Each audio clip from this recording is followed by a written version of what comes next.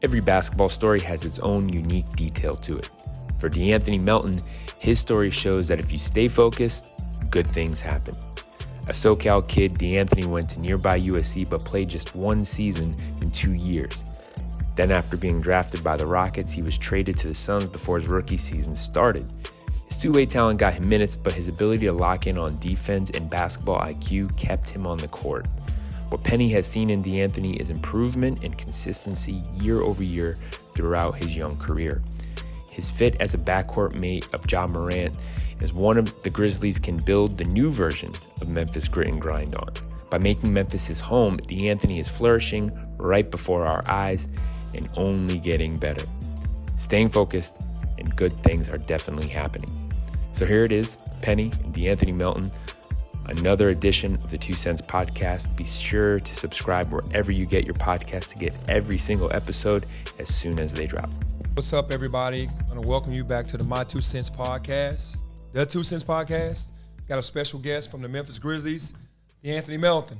What's good? What's good with y'all? Man, thank you for having me for sure. Yeah, I definitely appreciate it because I know after games the next day, the last thing you want to do is a podcast, but I'm very appreciative of that, being here on campus. But I was talking to you earlier. I didn't know you were from North Hollywood. Yeah. I spent my first probably 8 to 9 years living in North Hollywood.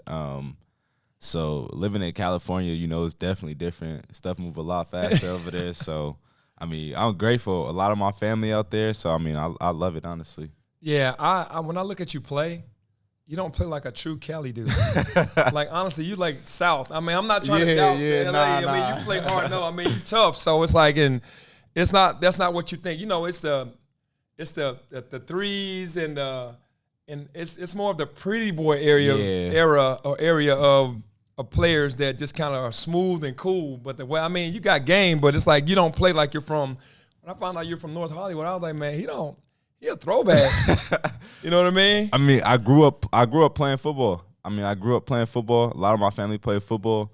And we pride ourselves on defense. Everybody in my family, we knew, like, yeah, you can put the ball in the basket, but if you can't stop nobody, then, like, what can you do? You know what I mean? So. And that's the reverse effect. Yeah. In Cali. But no, I definitely can appreciate that because, all my favorite teammates were just tough. Play D, didn't give up anything easy. Yeah. Those are the guys I love to play with because that's how I grew up playing. 2 years in college. Speak about your 2 years in college. Well, choosing USC, at the time, honestly, it was my biggest offer. It was either I really wanted to go either there or San Diego State. Okay. But I was just, weighing my options and understanding, what Power 5 teams and Power 5 conference does for you sometimes, especially for me not being a highly ranked guy. And plus being able to stay at home, I was just like, it's tough to pass up on. So I went there my first year. It was fun. I had a good time, but, I ended my year kind of bad. So I was like, you know what, I don't even want to put my name in the draft, none of that. Let me just get in the gym, get better, and work on my stuff. So I did that. And then that's when, my second year I got hit with the whole allegations stuff and everything like that. Yep. So I didn't get to play my second year. But I just stayed in the gym. Jason Hart. I know Jason really well. Yeah, we got in the gym a lot. Like, it was just him, and he told me, like, if I could play 11 years in the league, you can too. And so he gave me all the knowledge he had, all the, little 2 cents that he had, and it just, went a long way with me. Yeah, shout out to Jason Hart. I've been knowing Jason for a while, man. Definitely a true professional and for sure. A guy that loves the game and is in it for the right reasons. Definitely. Definitely. And then now you go on to your next experience. You get drafted second round. Yep. Okay, now, in your mind, you didn't play your second year. You're like, all right, man, I'm out of here now. You know what I mean? I'm going. Yeah. Did you have a feeling that you were going to get drafted that way because you feel like you didn't really finish the way you wanted to your first season? Nah, honestly. You thought it was going to be higher? Honestly, like, I felt like I was lottery talent. Like, I felt like if I would have played that year, I would have been lottery. Like, it was no doubt in my mind. And even all the way up until draft night, like, I'm thinking I'm going first round at least. You know what I mean? Because, like, had 15, 16 workouts, killed them all. Like, going in there hungry and stuff like that. And my draft range was so large. It was either from 13 to, like, undrafted. And it was just like, nobody had seen me play. So it was just I fell second or third on a lot of people's draft boards because I didn't play. So it was what it was. But I knew the Rockets, they really valued me, and so I knew if I fell to them, they was gonna draft me. Yeah. So let's talk about two different workouts. The workout leading up until, and then the workouts when you finally got there. You finally got with the Rockets. What's the difference? Is there a difference in those? For the people who are out there just listening to kids are like, man, did you just work really hard and then you have to work really harder because you want to stay now? You're there now. Yeah. Now you want to excel and stay, or is it the same for you? Nah, so actually not midway, towards like around February of my second year, I checked at a school. I was just like, practice isn't enough, workouts aren't enough, so I checked at a school. And I just, just started working out. And I just 2 a day, started working on my jump shot, started working on my handles, all that. I just, just started working, understanding what I needed for the game. So once I got into the workouts and I saw what other people could, they were doing and could do, I was like, nah, I gotta give a little bit more. I gotta, actually be detailed and stuff like that. So it's just, you gotta learn how to ramp it up every stage you get, That's what I was doing, just ramping it up and understanding what needed to happen.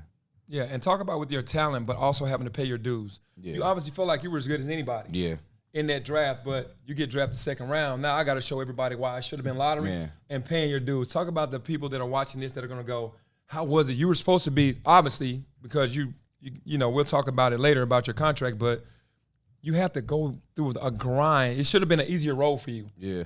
And then you have to go through a grind, and now you got to pay your dues. Now you're finally on that level and paying your dues.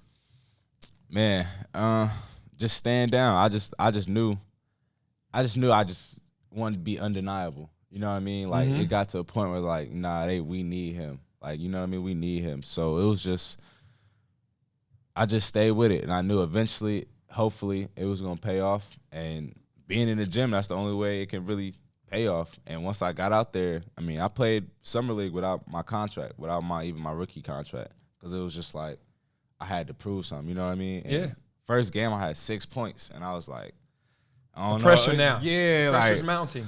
But then after that, like I just needed that. Like it was a whole bunch of in and outs and everything like that. But I needed that, and so my second game, boom, 17. Then I had 20. Then I had 20. It was just like I was feeling good. Now I was like, okay, now I'm ready. I'm ready for the NBA and just continue to put in work. And even when I got to the Rockets and ended up getting traded to Phoenix, it was still like a whole different environment because I went from being this guy in summer league. Now I'm the fourth guard in my position. You know what I mean? So it was just like, just a matter about getting better. No matter what, I just ended up like, you know what, I'm going to get better. Was there any point that your dedication to the game got tested where you just got down like, man, you know what I mean? I mean, you can be real. I mean, yeah. I mean, I would say probably after, like, once I got to the Suns, it was like, you just don't know. Second round guy, you know what I mean? Not really playing. I was like in a suit my first 20 games. You know what I mean? So I'm like, is this what it is? Like, you know what I mean? Am I gonna be boom in and out of rotation until my contract up or whatever? So it was just like I had to figure it out. Mentally, I had to figure what I wanted to do. And I was just, you know what? As long as I keep getting better, I'm gonna figure it out. And I was just like, you know what, here it is what it is at this point. Yeah, no doubt. Now, from the point that you just when you first got into the league until now, two things: your mental, from where it was then till now, and your skill set, from then to now. What's changed? My mental, I would say for sure for me, I think a lot of my game, you know what I mean, is mental. Just being a strategic player, you know what I mean, and understanding my opponent and understanding what they giving me. So I think my mental has definitely grown a lot. Just having that confidence to do certain things out there, especially because growing up, I've been such a defensive player. So now I'm up here with the best of the best, you know what I mean, scoring and stuff like that. So now it's figuring out my game in that aspect. So just learning myself and skill set, just watching film and understand where I got to get better at, and man, taking advice from everybody. Constructive criticism, you know, is the best thing for me. So figuring out what I need to do and, you know, what I got to do, honestly.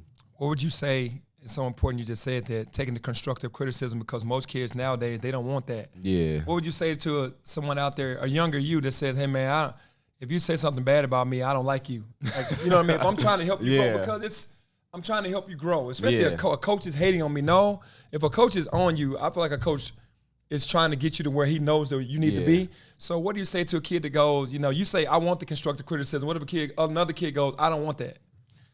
Man, I mean, you really don't want to get better, right? Honestly. Right. You really don't want to get better because, like, I mean, you're not MJ, you're not Kobe. Like, you know what I mean? You're not those guys who's, I mean, literally almost had no weakness, and they still want you to critique their game. Yep. So it's like, I mean, where do you feel like you want to get better at? All right, let's take a break to once again talk about our good friends at Calm.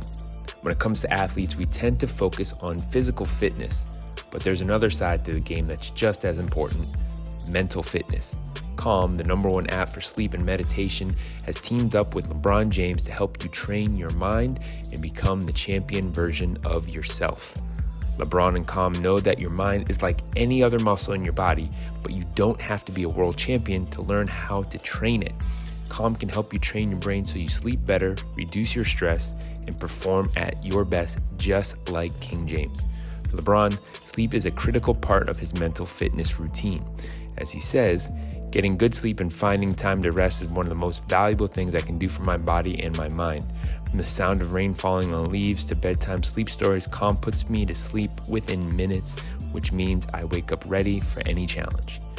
So if you head to calm.com/penny for a limited time, you get 40% off a Calm premium subscription. With Calm, you have access to the nature scenes LeBron loves, like rain on leaves, and so much more. Like sleep stories and meditation, you can be ready for any challenge that life throws your way. And as you know, on 2 Cents, we're always looking for perspective on basketball, performance, and excellence. And we found a secret in Calm by getting an additional advantage with our mental fitness. So again, for a limited time, our listeners can join LeBron in using Calm and get a 40% discount on a Calm premium subscription at calm.com/penny, calm.com/penny. Unlock content to help you focus, ease stress, and sleep better. Get started at calm.com/penny. That's calm.com/penny. This episode of the 2 Cents podcast is also sponsored by BetterHelp. Is there something interfering with your happiness or is preventing you from achieving your goals? We always talk about performance and excellence and ways to get better, and by setting goals, that's the true key to improving. BetterHelp will assess your needs and match you with your own licensed professional therapist. You can start communicating in under 48 hours. It's not a crisis line. It's not self-help. It is professional therapy done securely online. There's a broad range of expertise available, which may not locally be available in many areas. The service is available for clients worldwide. You can log on to your account anytime and send a message to your therapist. You'll get timely and thoughtful responses. Plus, you can schedule weekly video or phone sessions so you won't ever have to sit in an uncomfortable waiting room, as is with traditional therapy. BetterHelp is committed to facilitating great therapeutic matches, so they make it easy and free to change therapists if needed. It's more affordable than traditional offline therapy, and financial aid is available. BetterHelp wants you to start living a happier life today and achieve those goals. Visit their website and read their testimonials that are posted daily. BetterHelp.com/reviews for more info. Visit BetterHelp.com/2 cents. That's better HELP, and join the over 2 million people who have taken charge of their mental health with the help of an experienced professional. In fact, so many people have been using BetterHelp that they're recruiting an additional therapist in all 50 states. And we have a special offer for fans of the 2 Cents podcast. Go today and get 10% off your first month at betterhelp.com/2 cents. BetterHelp, HELP.com/2 cents. And just keep getting better at it. Like, I mean, because nobody perfect, nobody's shooting 100%, and nobody's stopping somebody 100% of the time. So you can always get better. Right. That's how I think about it. And, you know, for kids that, you know, when they're here, they walk, they get in, they're the last ones on the court. Yeah. First ones to leave, Yeah. but they want playing time. Yeah. It just doesn't mix, man. You got to tell these kids, how hard is it really? Like, it's not an easy path. Man. How hard is it really? If you're saying, man, on a scale of 1 to 10, how hard is it really to get to this dream? Scale of 1 to 10. 10 being the hardest, 1 being the easiest. I mean, for the average guy that has some talent, that said I know I'm good enough. They might have seen guys in their conference go to the draft before them and go, oh, I'm way better than him. I'm going to get drafted. Yeah. Is it that easy, or do you still have to go out there and show and prove? You got to show that you can get better. You got to show that you're coachable. Sometimes it's not always about bouncing that ball out there. Like, they want to see, you know what I mean, who you are as a person. Like, they don't want to invest in you if you ain't got your head on straight. You know what I mean? If you're going to be in the league for 1 to 2 years now, you're going to put your own stuff out the league. Yeah. So it's just about, like, understanding, like, how the game works and playing the game with it, and just always getting in that gym and always knowing that somebody could be better than you. Yeah. You got the next year coming up behind you. You know what I mean? So it's like, it's always something. Yeah, when I watched you play, because, you know, being a point guard, I understand, like I said, I love playing with players that play like you. You can't be, I got to have you on the floor. Yeah. You make yourself like undeniable. Coach, I don't care what I'm going to make you put me on the floor. You play with that type of energy. And in that way, I was talking to a scout here, and the scout was like, I said, what do you look for? He said, I look for guys that don't have an identity crisis. Yeah. That if I go back and tell my coach, you know what I mean? If I go back and tell him that this guy's going to do this every single time he steps on the floor without any kind of interruption, he's going to do this.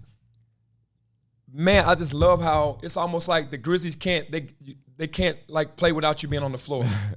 And how does a kid, you know, if he said, well, how do I get like that? How do I get, what do I do to be that guy? You know what I mean? Like what, you said you were taught to play defense. What if a kid wasn't taught to play defense that says, I want to separate myself from the rest of the group so that the coach will always want me on the floor? Man, discipline. A lot of these kids, they not disciplined. Mm-hmm. They want to be on the Ballers Life. They want to be on the House of Highlights. They want, you know what I mean? They want to do all that stuff. So it's like, some kids is literally made to do that, but you got to be real with yourself and understand that, like, yo, I got to do everything else on this court. Like, there's a lot to do out there. You know what I mean? There's a lot to do. Yep. And there's a lot of ways to affect the game. Mm-hmm. If you affecting the game, then, I mean, that's all the coach want. Continue to affect the game in good ways. And, I mean, next thing you know, your minutes go from 5, 10 to 15 because he's like, we need somebody that's going to affect, you know what I mean? Bring energy and all that stuff. So if that's you, I mean, your name always going to be called. No doubt about it. As a coach and as a former player, I understand that the guys, like, again, I knew that I had to separate myself by doing things that other people didn't want to do. Yeah. I tell my kids every day, if you want to be on the floor, I'm looking for guys that are going to screen, looking for guys that are going to contest shots every time, looking for guys that are going to win 50-50 balls. I hadn't said score yet because that's the biggest stat that kids look at. They look at, you got to score. Yeah. And I tell these kids all the time, and they go, yeah, whatever, coach. And they still go out there and try to score, and then I sub them out for the guy that wants to go out there and do all the little things. Yeah. He might not be the most talented. Yeah, but he's the banging, guy that's willing. He boxing out, he getting loose balls, tipping passes. Like, all that stuff matter. All that stuff matter because it can lead to easy points. Yeah. It can lead to easy points, and it can also take points away from the other team. And so now as you feel me, push-pull of the game, it just, you know, eventually works out for, you know, just whole thing, new thing, plus, minus, and everything like that. But, I mean, that stuff kind of matter because it kind of shows for some people nowadays. Yeah, I mean, the plus minus is big in the NBA. You know how if you're hurting us, you're in the negative. Yeah. If you're helping us, you're in the plus. Yeah. So the guys that you see that start the game are the guys with the best chemistry. Might not be the best 5, but the best chemistry with the plus minus. And at the end of the game, the last 3 minutes, 4 minutes, the guys that we can trust the most, not the guys that can score the most, the guys we can trust the most are the guys that, talk about that, like the beginning of the game guys and the end of, really more the end of the game guys that are going to be on the court. Describe those guys, all 5 of those guys. I mean, everybody want to be in at the, you know, end of the game, fourth quarter. Oh, you know what I mean? You might get the last shot, but it's like the coach got to be willing to know that the plays before that, leading up to that he can trust you to be on the court, that you not going to mess up the defensive assignment. You going to, you know what I mean, run the right play, set the right screen, and so we can at least get to that point. You know what I mean? Because everybody just wants to be there for that moment, but it's a lot that leads up to it. Fourth quarter, it's a long quarter. You know what I mean? It is. Quarter. So and dudes can get going, and dudes can get shut down. So it's like, it's what you want to do. You got to build that trust with your coach and just showing that I got the discipline and I know what I'm doing and I'm out here for a reason. You know what I mean? Yeah. If the teams that lose in the league are the guys that don't understand those moments in the fourth quarter, that's when you can push off on a 10-0 run. Yeah. You know what I mean? Yeah. You can give up a big lead. You've seen so many times in your short career that the fourth quarter, you could be down 10 at the beginning or 15 and then lose a game by 15. That's what's so amazing about the league. Facts. Talk about those different runs and momentum in the league. Being up 20 in the NBA that's nothing. That's nothing. It is nothing. We've been up 20 multiple times, even this year. Yep. And teams come back. Next thing you look up like, dang, hold on, we down 2. Like, all right, let's start playing. Like we wilding right now. We down 2. So it's just like it's a game of runs. It's a game of runs, and if they on the run, you missing shots, they making shots, and the next thing you know, they playing harder, they getting loose balls, 50-50 balls, and stuff start to add up. You know what I mean? So it's just you gotta play hard and play hard throughout the whole game. Like they say, 48 minutes, because you never know. The team really all they need is 5 minutes, and you not scoring. Next thing you know, 15-0 run, 12-0 run. Next thing you know, they go on another 10-0 run. Now you just like, hold on, we might be down 10-12 going into 5 minutes left in the fourth quarter because we decide, to play with the game. Yeah. So your energy that you say you just got to play hard the whole time. Do you most guys they put away the sugars, they don't drink, they don't do anything. Diet is like they're eating healthy. Are you one of those guys that you eat healthy throughout the season, or you can eat whatever you want to eat? I'm still gonna play the way I play. I mean, I was one of the guys I could eat whatever I wanted to eat, and I was still gonna go and compete. Nah, I was blessed with a young body still, so right. I could eat kind of almost anything and I could be good. I'm still just like energetic, and like once I get on the court, I'm on that court. I can run around all day pretty much. You know what I mean? Right, Even no if doubt. I'm tired, it's something over there, a loose ball, something. I can still go get it. I'll find something and I'll rest. I'll find little rest pockets throughout the game to chill, relax. But then once you need it, it's burst. It's a quick burst. So I was blessed to be able to eat whatever, but still at the same time gotta watch what I eat, because you don't want to eat too many sugars and stuff like that. And now you tired and drained during the game. Yeah, so in the past when we played, we always had a 5-man. We drop it in the hole, post up, and then you could just rest. Now the game is always moving. You know what I mean? It's so different. So it's crazy. Now what should the nation know about this year's Grizzlies team? Man, we a year older for sure. We got a lot of excitement. We must see TV for sure. Down the line from top to bottom. We always making plays, and we always want to get the crowd involved.